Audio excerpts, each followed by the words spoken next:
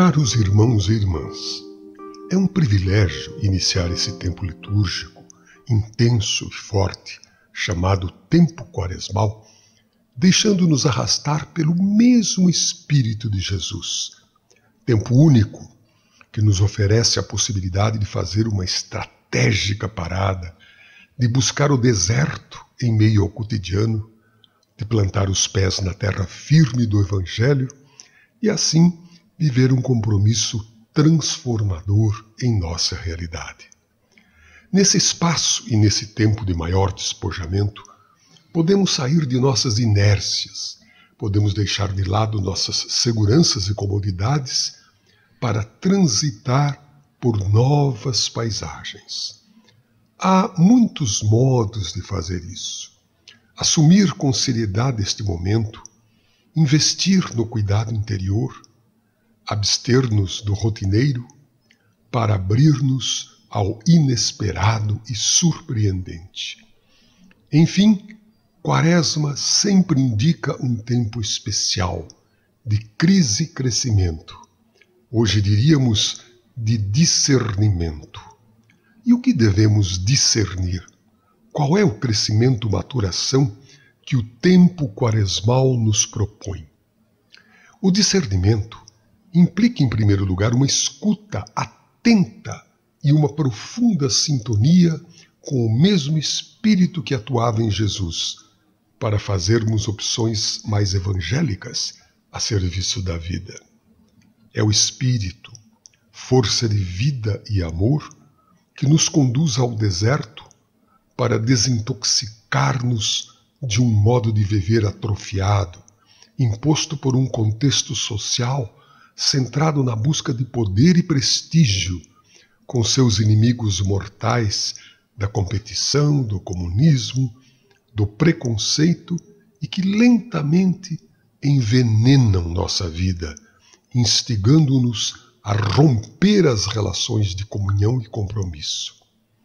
É preciso, de tempos em tempos, sair de nossos espaços rotineiros e normóticos, deslocar-nos para os amplos espaços do deserto, lugar despojado de tudo, para ali viver de novo o encontro com a voz e a força que nos devolvem à vida com outra inspiração.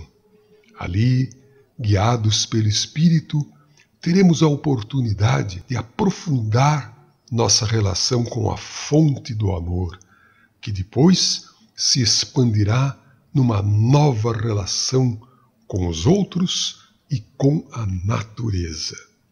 Neste ano, a campanha da fraternidade está centrada no tema do diálogo, e o deserto quaresmal ajuda a limpar os canais de comunicação que estão obstruídos pelo excesso de gordura do nosso ego, autocentramento, busca dos próprios interesses, vaidades.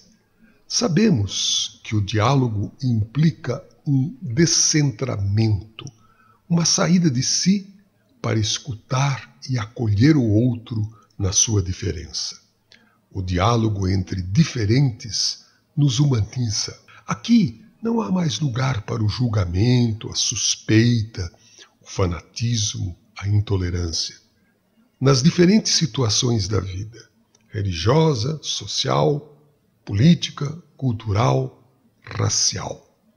Dialogar é abrir-nos ao outro diferente, sair do nosso próprio mundo, criar vínculos com outras pessoas, conhecer seu modo de ser e pensar, multiplicando assim os pontos de vista, para enriquecer-nos humanamente, dilatar os horizontes, crescer pessoalmente. Todo primeiro domingo da Quaresma, a liturgia nos conduz até o deserto, onde Jesus foi tentado. Tradicionalmente, as tentações de Jesus foram interpretadas num sentido moralizante. Costumava-se dizer que Jesus nos queria dar o exemplo de fortaleza para nos ajudar a superar nossas intenções cotidianas. Tal interpretação não capta em toda a sua profundidade o sentido das tentações de Jesus.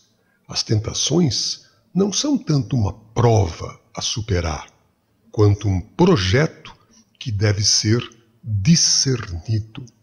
As tentações são, pois, expressão da oferta de dois tipos de messianismos, dois projetos, duas lógicas que se opõem.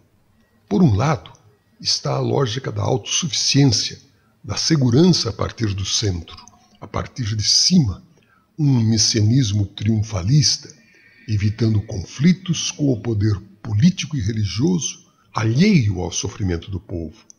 Uma lógica que supõe adaptação ao sistema, ser servido antes de servir. E, por outro lado, aparece a lógica da solidariedade, a partir da margem e da periferia da sociedade política e religiosa, a partir do povo, a partir de baixo, vivendo a filiação e a confiança no Pai, em gratuidade, num estilo de simplicidade e pobreza alternativo ao sistema, optando por servir antes que ser servido.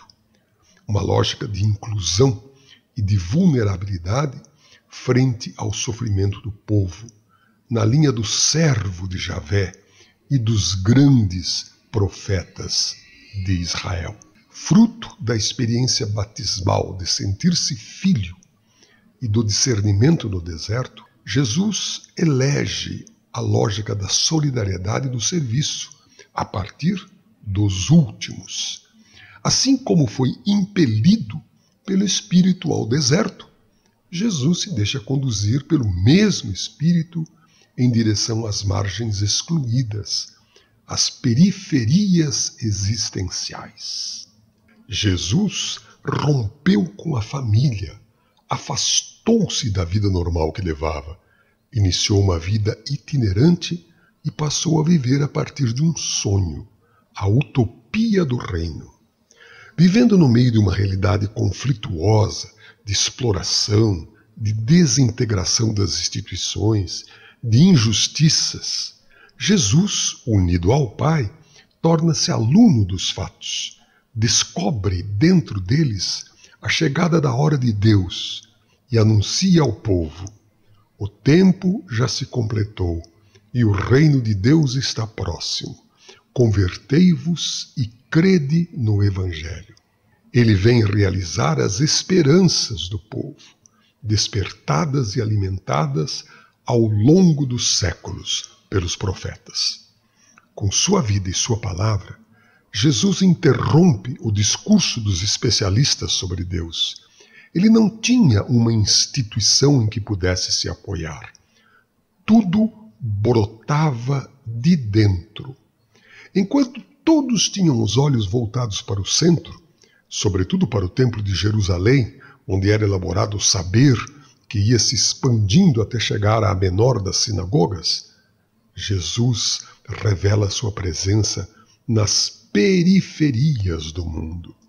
A partir daí, todos nós também devemos dirigir constantemente o olhar para as novas periferias, lugar onde Ele continua nos convocando.